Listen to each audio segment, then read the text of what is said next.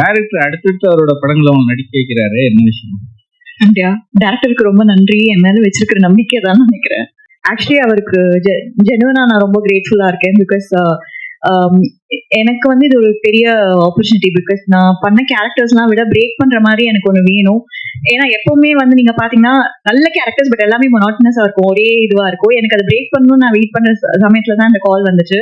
And நான் ரொம்ப சர்ப்ரைஸா இருந்தேன். பிகாஸ் எந்த ஒரு எல்லாருமே சொல்லுவாங்கல்ல அடுத்த படத்துல நீங்க தான் பண்றீங்கன்னு, பட் யாருமே அது ஜெனுவனா பண்ணதில்லை. அண்ட் அரவிந்த் சார் அதை பண்ணும்போது ஒரு செகண்ட் அவர்கிட்டே கொடுத்தாரு. நீங்க இன்னும் குரல் நடக்கிறது தெரியும். சரி, ரொம்ப சிம்பிள். நிறைய பேர் வந்து இந்த ஸ்கிரீன் ஸ்பேஸ் ரொம்ப கம்மியா இருக்கும்போது அது என்னவா இருந்தாலும் அவங்க நடிக்கிறதுக்கு வந்து ஒரு ஹெசிடேஷன் இருக்கும். பட் ஸ்மிருதி கிட்ட வந்து அது இல்லை. மொரோவர் வந்து அவங்க நல்ல பெர்ஃபார்மர். இந்த கதைக்கு ஏன் அவளை நான் சூஸ் பண்ணேன்னா, அவங்க இதுக்கு முன்னாடி இந்த ரோல் பண்றதுல வந்து மட்டும்தான். இந்த கதையை பொறுத்த வரைக்கும் பேக் டு பேக் படம் 2 படம் தான் பண்ணியிருக்கேன். ஓகேங்களா? தேஜாவா அது வந்து அருள்நிதி நடிச்சிருக்காரு. அருள்நிதி பேர் வேற. இந்த படத்துல தான் அவங்க ஹீரோயின். சோ இதுதான். அரவிந்த் சார் என்ன சார் மிரட்டுறீங்களா?